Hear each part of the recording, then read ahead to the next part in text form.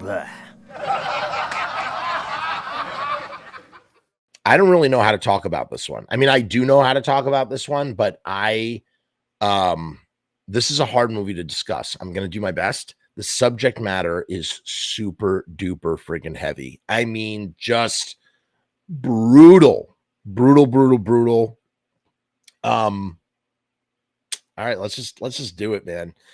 The Coffee Table. All right, now you're wondering, and I gave it 5 stars and I hearted it. I'm going to spoil the shit out of this movie, okay? I'm going to spoil the crap out of this one. So if you have not seen it, it is imperative. It is imperative that you know nothing about The Coffee Table if you decide you're going to watch it. If you're not going to watch it, then stick around and listen to me talk about it. But if you plan to watch it, it's available right now. It's on Canopy. Canopy is a free through your library. It's a streaming service, and you're supporting your local library when you sign up, when you use your library card for Canopy. So take advantage of that. The Coffee Table is a Spanish film. I'm going to probably have the worst Spanish accent right now. I'm going to try my best. La Mesita del Comedor. So for my Spanish-speaking people out there, I hope I didn't butcher it too bad. My apologies. And that translates to The Coffee Table. It's from 2022. It's directed by Caye Casas. And the plot is Jesus and Maria are a couple going through a difficult time in their relationship. Nevertheless, they have just become parents. To shape their new life, they decide to buy a new coffee table, a decision that will change their existence. That could not be more understated. Understated or overstated? No, it's understated. I cannot emphasize how, it's just amazing. You look at a movie called The Coffee Table and you look at the poster and you kind of go like, so, wow, okay, so what is this? And why is everybody talking about this? That's how it got on my radar. And that's the beautiful thing about horror fans and horror and genre films. I wouldn't call this isn't a straight horror film. This is more of a genre film. It's black comedy. It's comedy that's so dark. It's so utterly dark. It's so black that it's red, as Mick Harris says. I mean, it is so grim. I'm telling you, we're about to talk about some really squeamish shit right now. I kept seeing everybody talk about The Coffee Table. The Coffee Table. Oh my God, I watched The Coffee Table. People are devastated. I'm like, okay, well, I'm going to have to see The Coffee Table. I have no idea what the hell this is about. I always try to go in blind to everything, but this is a movie, like I said, you really cannot know a single thing about it if you want it to be as effective as it is. And so here's what I said in my review. I don't even begin to know how to talk about this nightmare. It is a giant-sized episode of Curb Your Enthusiasm by way of Alfred Hitchcock. Comedy that is so dark and black that it is blood red. The worst thing ever has happened, and Jesus is not ready for his life to change irreversibly forever. It is already, so his life has changed irreversibly forever, but it's happened on the interior, meaning inside, and I mean to an extent. And he basically attempts to preserve his exterior, the outside world, for as long as he can. And one could argue that he's a selfish piece of shit, but one could also say, hey, like, how the fuck does anybody negotiate a situation like this? The bottom line is he begs his wife to buy this coffee table.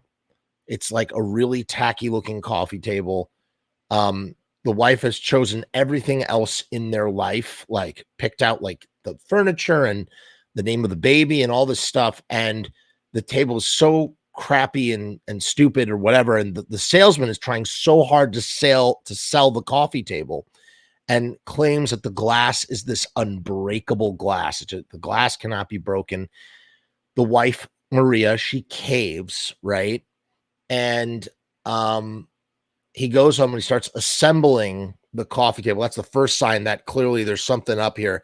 because an unbreakable coffee table is not something that should ever be assembled, right? It should just come as the unbreakable coffee table.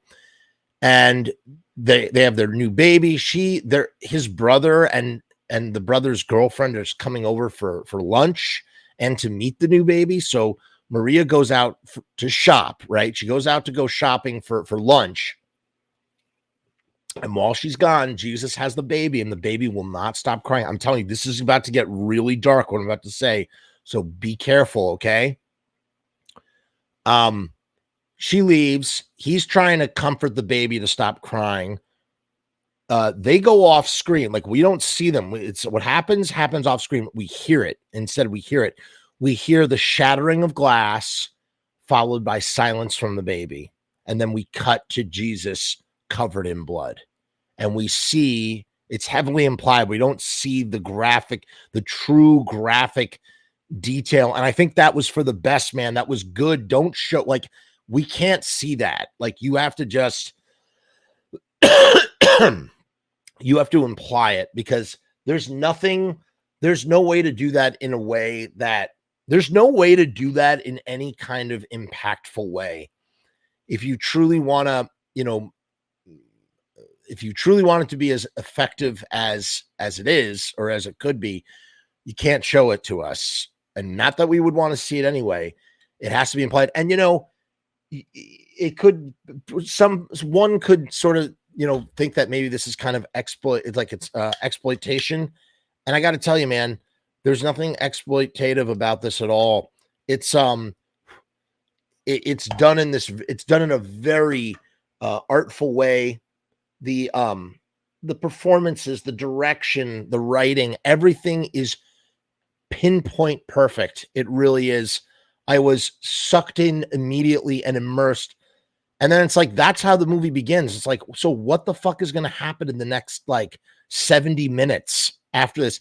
Because the baby dies. And by the way, the baby gets its head decapitated. The baby gets decapitated. The head rolls underneath the friggin' chair, and he dares not pick it up. He puts the baby in its crib, wraps it in blankets, and the blood drips through the bottom of the mattress. I mean, it's just the grimmest. Like, his life is over. His life is effectively over. His marriage is over. His family is gone. And then we learn from Maria that they had to do in vitro fertilization to even have this baby, that it took them forever to even get the baby. They just moved into this new place, into his grandma's old apartment. So his life is effectively over. And the rest of the movie is basically an exercise in him trying to, he's trying to hold out. It's like he's trying to brace himself, or he's trying to rip the Band-Aid off, man, because the moment that he says what he says, it's basically, it's kind of like a virus. He has contracted a virus, and it's a virus that has ended his life. And now he has a choice. He doesn't have a choice. Eventually she is going to find out, Maria. And it's like a virus that spreads. Like, everybody who learns this information, their life kind of ends, it's almost like, it's like maybe not a virus, it's a curse or something, So as I said, it really does. It plays out like an extended version, an extended Curb Your Enthusiasm episode. But you have the Hitchcockian element is the audience knows what most of the characters do not, in that, kind of like in Rope, there's a baby's head is under the couch. You know what I mean? We know something that the audience doesn't, and we are gripped with bated breath as we're waiting, because we know they're going to find out, that kind of thing. There are elements of Edgar Allan Poe's Telltale Heart. You know what I mean? The whole movie is contained and effective because it takes place in this apartment with 4 people. And it's the most gripping friggin' thing you could possibly imagine somehow. You know what I mean? And what's interesting too is everything is centered on an image that we do not see. We do not see the dead child. We do not see, that's what's fascinating about it. Everything is implied, and it's sort of imprinted in our heads in a way where everything we're watching is centered on this thing that we never see and can't see, you know?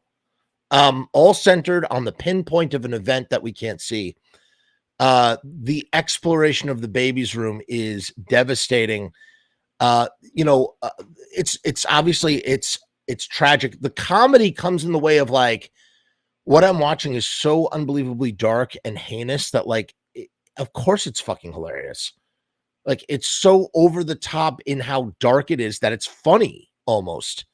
You know, and obviously it's not really funny, but that's, you know, I think that's the kind of that's the point here. You know what I mean? Um so yeah, it just it just really it's a very effective movie for a movie that doesn't really show that much. It's true horror. You know what it is? The true horror is like we are projecting ourselves onto a situation that is not realistic, but realistic enough where we feel like we would put ourselves in like a like what if that happened to us sort of thing. You know, the tragic the tragedy of it's the investment and the effort of a canceled life. A life has been snuffed out, and the tragedy of that investment in the room that they put together for the baby and just everything that went into this baby is just suddenly gone in an instant because of an accident. And then you have, you know, I don't know. It really, but it's really effective. And you're just like, you're sitting there and you're watching the pressure mount on this guy, Jesus, as he's trying to hold it together. You know, he's trying to entertain his brother and the girlfriend. And then we find out that they're pregnant, which amplifies everything that's just happened. Maria doesn't know that her baby is dead. Like, it's just crazy, man. And the baby head ends up kind of being a Chekhov's baby head. You know what I mean? And it ends in just the darkest, most horrible way. You know, it ends with everybody. It ends actually. They set up this sort of this other thing with this 13-year-old girl who is in love with Jesus, and she comes in with her dog, and the whole thing with the dog. That's what really makes it feel like a Curb Your Enthusiasm episode. So I hope that you've seen it already if you're watching this, and if you haven't seen it and you're watching this, like, shame on you. You should have watched this first, or you should have watched the movie first and then gone back, because you really you have to know nothing for this to really surprise you.